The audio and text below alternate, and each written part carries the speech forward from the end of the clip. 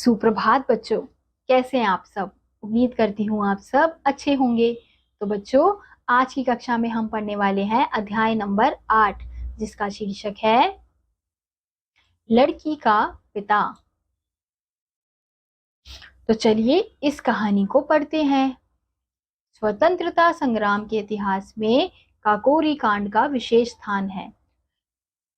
9 अगस्त 1925 को क्रांतिकारियों ने पैसे की कमी को दूर करने के लिए चलती रेलगाड़ी से अंग्रेजी सरकार का खजाना लूट लिया था। इसमें अंग्रेजी शासन को ललकारने वाले थे रामप्रसाद, बिस्मिल, रोशन सिंह, अशफाफ उल्ला खां, चंद्रशेखर आजाद, मनमथनाथ गुप्त, राजेंद्र लाहिड़ी आदि देशभक्त। 19 सितंबर 1927 को रामप्रसाद, बिस्मिल, अशफाक और रोशन सिंह को फांसी की सजा दी गई। इस पाठ में रोशन सिंह के परिवार का वर्णन है। ठाकुर रोशन सिंह तो शहीद हो गए, अपने पीछे बिलखती विधवा पत्नी और एकमात्र पुत्री को छोड़ गए। विधवा दिन रात आहें भरती और अपनी लड़की के भविष्य की चिंता करती रहती थी। लड़की को पति की थाती समझकर उसकी देखभाल में लगी रहती थी। उसे उसके विवाह की चिंता सताती रहती थी। वर की तलाश कौन करेगा, बारातियों के स्वागत सत्कार का भार कौन लेगा और विवाह का खर्चा कहां से आएगा। ठाकुर रोशन सिंह को फांसी पर चढ़े 2 वर्ष हो गए थे। बड़ी कठिनाई से एक लड़का तलाशा जो विवाह को तैयार हुआ, पर उसे क्षेत्र के पुलिस दारोगा ने धमकाया कि क्रांतिकारी की लड़की से विवाह करने वाला राजद्रोही समझा जाएगा। पुलिस की धमकी से डरकर इस युवक ने रोशन सिंह की लड़की से विवाह करने से इनकार कर दिया। अब विधवा के दुखों का अंत ना था। वह घबराकर गुमसुम हो गई थी। उन दिनों नेताओं के पास पहुंचकर अपनी फरियाद करने की शक्ति किसी देहाती में ना थी। ठाकुर रोशन सिंह की लड़की का विवाह रुका हुआ है। एक युवक ने संपादक महोदय से कहा, क्यों रुका हुआ है? क्या कोई लड़का नहीं मिलता या खर्च की कमी है? कलम रखते हुए संपादक ने पूछा, लड़का तो मिल गया है, पर क्षेत्र का पुलिस दारोगा उसके घर वालों को धमकाता है कि क्रांतिकारी की लड़की से विवाह करने पर खैर नहीं।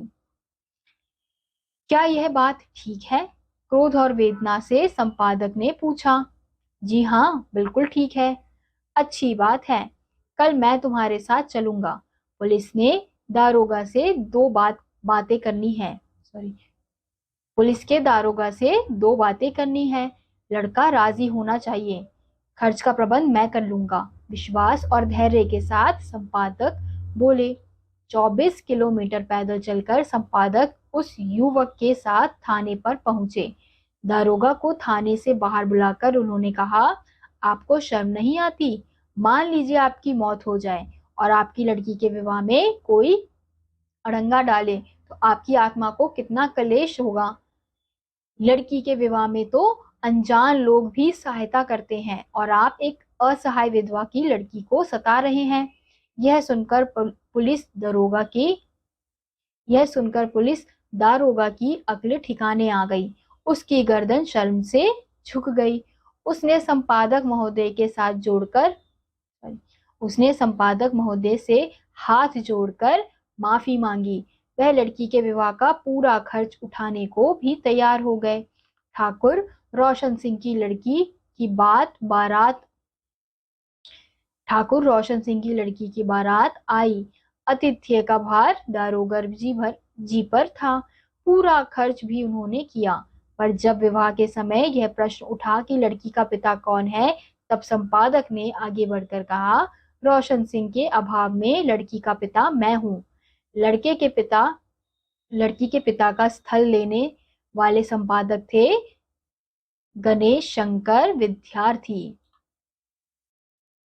तो बच्चों, हमने इस कहानी में देखा कि किस प्रकार से एक संपादक ने एक ऐसी लड़की, एक ऐसे परिवार की मदद की जिसमें जो उसके पिता थे वो नहीं थे, वो मर चुके थे क्योंकि उन्होंने अंग्रेजों के खिलाफ क्रांतिकारी कुछ फैसले लिए थे इस वजह से।